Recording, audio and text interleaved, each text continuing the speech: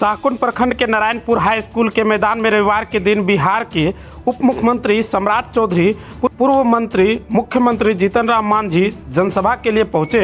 शाहकुंड के Narayanpur high school के प्रांगण में लोकसभा चुनाव को लेकर बांका प्रत्याशी गिरधारी यादव के जनसभा में चुनाव प्रचार करने के लिए पहुंचे। जीतन राम मांझी ने कहा कि यहाँ पर बांका क्षेत्र के लोकसभा चुनाव के लिए जो मतदान तिथि 26/4 है, एक चुनावी सभा है और सभा के अध्यक्षता श्री विनय सिंह जी कर रहे हैं।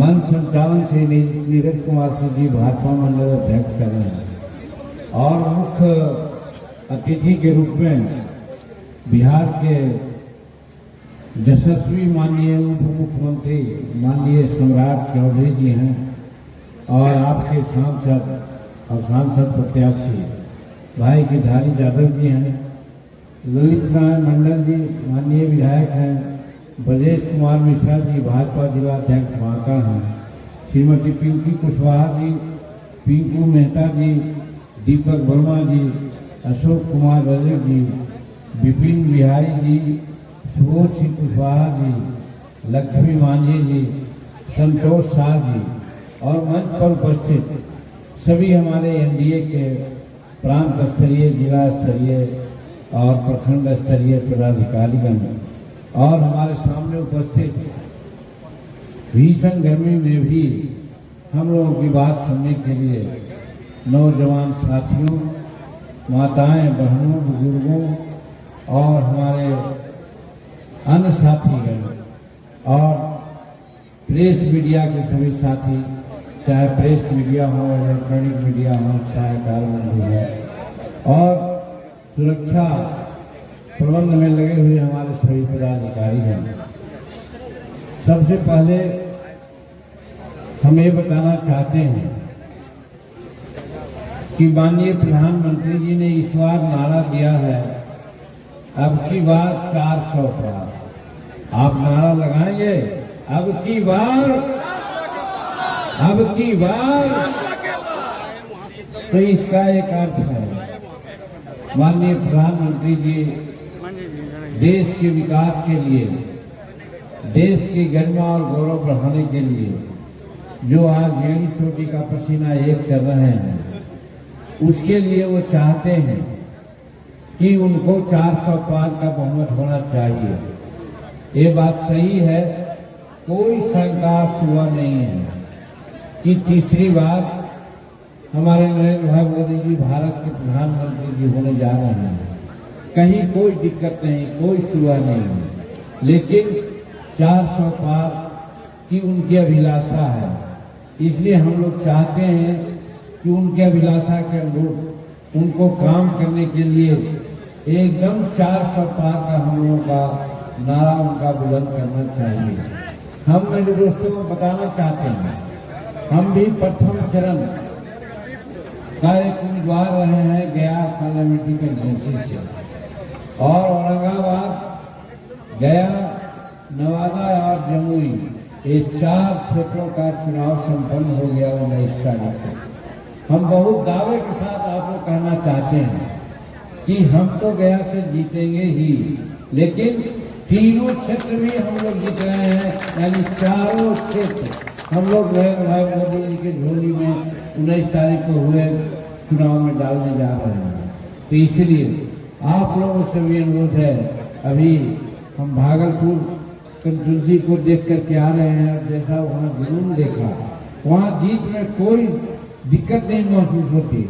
और यहाँ भाई गिरधारी जी का कहना क्या है, गिरधारी जी हमारे साथ विधायक रहे हैं, बांका जिला का हम इंचार्ज मिनिस्टर भी रहे हैं, इनके कार्यशैली को देखा है, इनकी लोकप्रियता को हमने देखा है। वैसे परिस्थिति में हम कह सकते हैं कि इनके जीत में किसी प्रकार का शक हुआ नहीं है, ये निश्चित रूप में जीते हुए हैं। इसलिए हम सिर्फ कह रहे हैं कि ऐसा मतदान कीजिए 26 तारीख को कि जिस मार्जिन से गत चुनाव में जीते थे उसे डबल मार्जिन से जीत करके संसद में आवे, यही हम अपील करने के लिए आपसे आए हैं। भाइयों बहनों, बातें भाई सम्राट चौधरी जी आपसे कहेंगे, क्योंकि सरकार के अंग हैं और बहुत प्रभावशाली उप मुख्यमंत्री के रूप में काम कर रहे हैं। लेकिन एक दो बात की चर्चा हम करना चाहेंगे, और वो यह है कि भारत के प्रधानमंत्री जी एक ऐसे वाहिद प्रधानमंत्री जी हैं, क्योंकि हम कह सकते हैं कि 44 वर्ष से बिहार के राजनीति में किसी न किसी रूप में हम काम कर रहे हैं। 8 बार बिहार विधानसभा का सदस्य होने का मौका मिला है, लेकिन हमने आज तक ये नहीं देखा कि किसी भी प्रधानमंत्री को किसी देश का प्रधानमंत्री पैर छू के प्रणाम करे।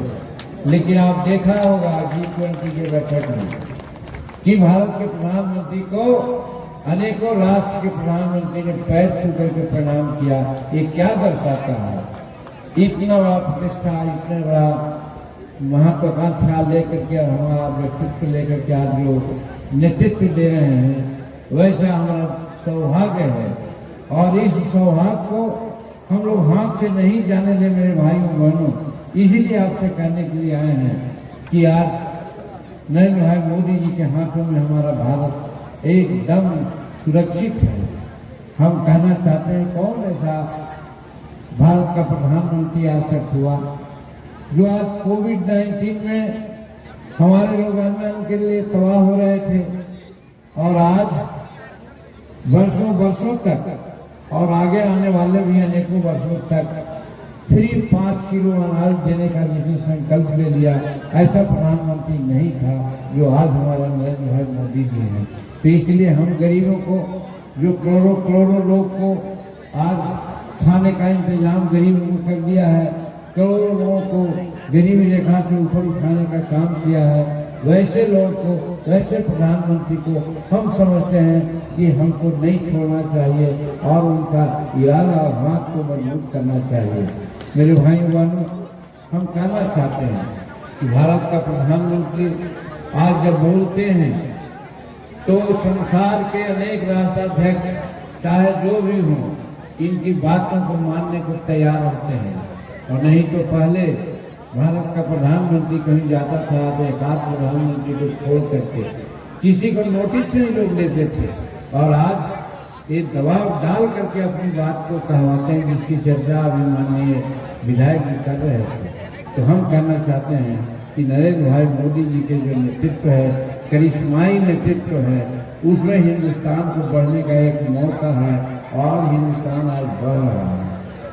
हम कह करके यही कहना चाहते हैं कि चूंकि अनुभव है हमको, हिंदुस्तान की आर्थिक व्यवस्था चरमरा रही थी और ऐसा लग रहा था कि हम कितने पैदान पर चले जाएंगे, लेकिन आज भारत की अर्थव्यवस्था 5वें पैदान पर है।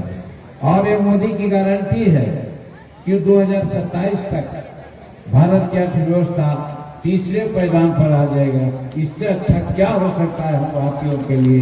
इसलिए हम कहना चाहते हैं कि भारत को प्रधानमंत्री के रूप में पुनः नरेंद्र भाई मोदी जी को पदस्थापित करने के साथ साथ उनको इच्छित परिणाम हम लोग दें, यानी 400 सीट उनको दें। ये हम कहने के लिए आए हैं मेरे भाइयों बहनों। और एक बात और हम कहना चाहते हैं, आजकल कुछ दलित साथी जो होते हैं वो पता नहीं आरक्षण और संविधान, ये दोनों के बारे में शंकाएं आती हैं। हम कह सकते हैं, हमारे गया में उन्होंने मीटिंग में 2 बातें उन्होंने कही जो हम आपके सामने दोहराना चाहते हैं।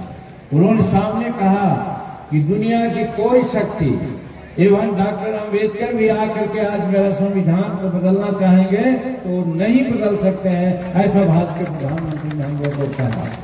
और उसी तरह से आरक्षण की बात में कौन आरक्षण पर हाथ लगाएगा, ये भी उन्होंने गारंटी दी है। लेकिन हमारे जो शेड्यूल कास्ट के साथी लोग हैं, उनको कथित रूप में कुछ लोग बरगलाते हैं। मैं कहना चाहता हूँ, अगर शेड्यूल कास्ट के लोग ये सोचते होंगे तो आपको बताना चाहते हैं, 2 अप्रैल 2018 को जब SC/ST एक्ट को लेकर के समस्त हिंदुस्तान के दलित बिहार के उप मुख्यमंत्री सम्राट चौधरी ने इस सभा को संबोधित करते हुए सम्राट चौधरी ने बोला कि फिर से सत्ता में लाकर SSC प्रधानमंत्री को बैठाने का काम करेंगे। आपका आशीर्वाद से 2019 में आपने सत्ता दिया, गरीब कल्याण के लिए काम किया। एनडीए के साथी और बीजेपी के साथी भगवान राम के प्रति आस्था रखते हैं। आज एनडीए प्रत्याशी केदारी यादव जी के लोकतंत्र के इस पर्व में आपके बीच में आया हूं और आग्रह करने आया हूं, देश में यशस्वी प्रधानमंत्री आदरणीय नरेंद्र मोदी जी को फिर से सत्ता में बैठाना है और आपके आशीर्वाद से जब 2019 में आपने सत्ता दिया तो इस देश के प्रधानमंत्री जी ने गरीब कल्याण के काम किए। लोग ये कहते रहते हैं एनडीए के साथी, बीजेपी के साथी विकास से ज्यादा भगवान राम के प्रति आस्था रखते हैं। रखता हूं, इसमें कहीं दो मत नहीं है, लेकिन इसके साथ साथ विकास की किरण भी गरीबों तक पहुंचाने का काम करते हैं। आज देश में ज्ञान जी से गरीब कल्याण का काम किया जा रहा है और गरीब कल्याण में 10 करोड़ लोगों को शौचालय देने का काम किया गया है। गरीब बहनों को मैंने देखा है और गरीबों को चिंता रहती थी हम शौचालय कैसे जाएंगे, शौच में कैसे जाएंगे। हमारी बहनों को इज्जत घर के तौर पर दिया। और आपको याद होगा 2014 में प्रधानमंत्री आए, उन्होंने घोषणा किया कि 2018 तक देश के एक गांव तक बिजली पहुंचाने का काम करेंगे। और आदरणीय मुख्यमंत्री नीतीश कुमार जी ने कहा कि घर घर तक बिजली पहुंचाएंगे।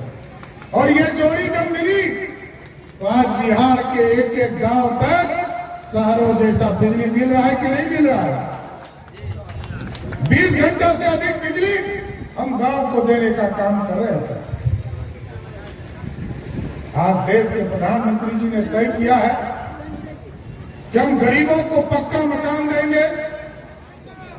2014 तक देश में 3.5 करोड़ लोगों को पक्का मकान मिला और 14 से लेकर 24 तक जब आपने यहां से केदारी यादव जी को चुनाव जिताकर भेजा और जब ये समर्थन किए तो देश के यशस्वी प्रधानमंत्री जी ने 4 करोड़ 20 लाख लोगों को पक्का मकान देने का काम किया। और आप सोचिए 4 करोड़ 20 लाख लोगों को पक्का मकान मिला, उसमें 55 लाख अकेले बिहार को मिला।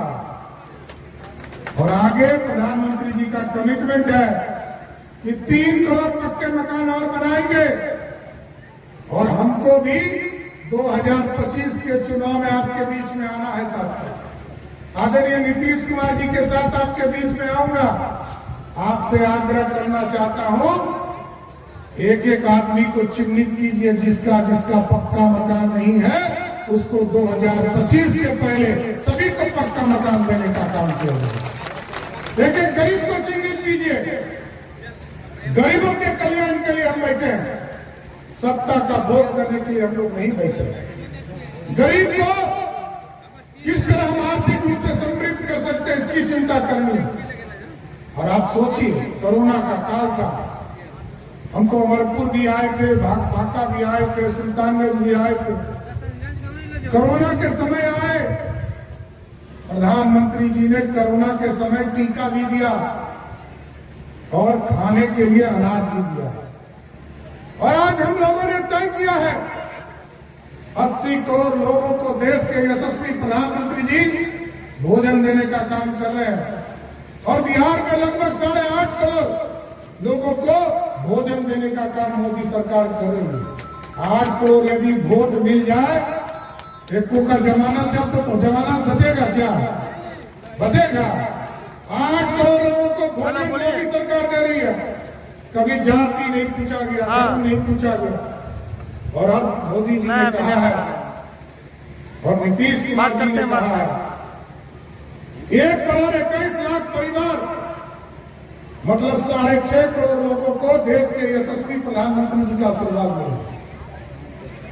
और बिहार के लोकप्रिय मुख्यमंत्री नीतीश कुमार जी 58 लाख परिवार को, मतलब दोनों को जोड़ दीजिए 8.5 करोड़ लोगों को मोदी और नीतीश की गारंटी है 5 किलो अनाज भी मिलेगा और 5 लाख तक का मुफ्त हॉस्पिटल में इलाज भी मिलेगा। अब हमको चिंता नहीं करना है, हमारी बहनें खड़ी हैं, आपको चिंता नहीं करना है, आपका गहना नहीं बिकेगा, घर में जो पूंजी बचा के रखी है वो नहीं बिकेगा, वो नहीं हॉस्पिटल में जाएगा। आप एकदम बेफिक्र होकर जिसको भी 5 किलो अनाज मिल रहा है, यहां उठाइए तो कितने लोगों को मिल रहा है? जितने लोगों को मिल रहा है उसकी मोदी और नीतीश की गारंटी है 5 लाख तक का इलाज मुफ्त है। किसी भी हॉस्पिटल में आप जाइए, किसी भी हॉस्पिटल में जाइए, मुफ्त इलाज कराने का काम मोदी और नीतीश कुमार की सरकार का है। और साथियों, लोग कहते हैं कि हम बिजली मैंने कहा घर घर गांव गांव पहुंचाया, घर घर पहुंचाया। अब मोदी जी ने कहा है बिजली बिल नहीं आएगा और बिजली को जीरो करना है, बिजली बिल को ही जीरो करना है। अब सूर्य उदय के माध्यम से, सूर्य योजना के माध्यम से ये जो सोलर प्लेट लगाए जाते हैं, देश के यशस्वी प्रधानमंत्री जी ने तय किया है इस देश में हम सभी के घरों में सोलर युक्त बनाएंगे और बिजली बिल को पैदा ही नहीं होने देंगे तो गरीबों को बिजली बिल लगेगा कैसे? तो ये व्यवस्था करने वाले हैं। इसलिए साथियों, दूसरे तरफ कैसे लोग खड़े हैं? हम मैया सरस्वती के प्रांगण में खड़े हैं। ये नारायणपुर उच्च विद्यालय है साथियों, और ये सरस्वती का मंदिर है।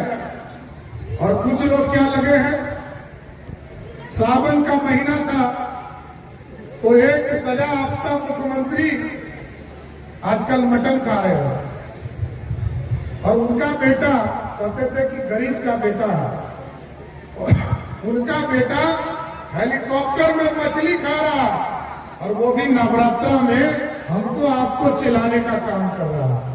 ये सही है क्या? बिहार की जनता ये हिसाब मांगना चाहती है। हम लोगों को तो ये पता था कि लालू जी का परिवार मछली या मटन खाने वाला नहीं है, ये तो चारा खाने वाले थे। ये मटन चापा और मछली कब से खाने लगे? इसलिए साथियों, हम आग्रह करेंगे कि लालू जी और लालू जी का परिवार सिर्फ अपने लिए जीता है। हम और गिरधारी जी पहले भी काम कर चुके हैं उनके लिए, कभी वो एक दूसरे का सहयोग नहीं कर सकते, दूसरे को बढ़ा नहीं सकते। मैं हटूंगा तो मेरी पत्नी बिहार की मुख्यमंत्री बनेगी, वो हटेंगी तो कहा कि मेरा बेटा जो क्रिकेट नहीं खेल पाया, पानी ढोता था, इसको मुख्यमंत्री बना दीजिए, यही ना किया। फिर कहा मेरा दूसरा बेटा अपनी पत्नी को मारता है, अत्याचार करता है, इसकी पत्नी इस पत्नी को बाहर कर दिया घर से, उसको फिर मंत्री बना दिया। और जब रामकृपाल यादव जी ने एक बेटी को उनको चुनाव हरा दिया तो लालू जी ने कहा इसको राज्यसभा से सांसद बनाकर भेजो, दिल्ली जाएगी। आजकल वो टूरिस्ट बेटी आई है, सीधे सिंगापुर से आई है और सीधे छपरा में उसको चुनाव लड़ाने के लिए उतार दिया। अरे हम लोग तो ये जानना चाहते हैं, 1990 से लेकर 2005 तक बिहार के मुख्यमंत्री रहे, किंग मेकर रहे, आपने ना पिछड़े को आरक्षण दिया, ना दलित को आरक्षण दिया, ना स्वर्ण समाज के गरीबों को आरक्षण दिया। लेकिन जब एनडीए की सरकार नीतीश कुमार जी सुशील मोदी के नेतृत्व में बनी तो पहली बार बिहार में महिलाओं को 50% का आरक्षण दिया, अति पिछड़े को 20% का आरक्षण दिया, दलित समाज को आरक्षण दिया। लेकिन लालू जी 15 साल आप रहे, एक व्यक्ति को आरक्षण नहीं दिया। बिहार सरकार के माननीय मुख्यमंत्री श्री सम्राट चौधरी जी, सम्मान्य बिहार सरकार जानते हैं कि 26 तारीख को बांका लोकसभा का चुनाव होने वाला और सम्मान्य नरेंद्र मोदी जी को तीसरी बार इस देश का प्रधानमंत्री बनाना है। इसके लिए बिहार की जनता और भारत की जनता तैयार।